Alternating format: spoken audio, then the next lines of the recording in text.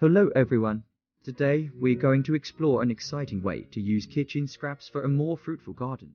By turning your kitchen waste into nutrient-rich compost, you are not only reducing waste, but also helping your plants grow stronger and healthier. First, let's talk about the most common kitchen scraps. Apples, bananas, carrots, and eggshells are just a few examples of fruits and vegetables that you can easily turn into compost. By composting these scraps, you're providing your plants with the essential nutrients they need to grow. Now, you might be wondering how to get started with composting.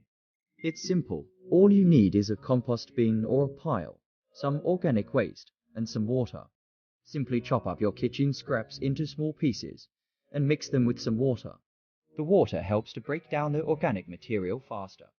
Make sure to turn your compost regularly to ensure that all parts of the waste are being aerated and oxygenated.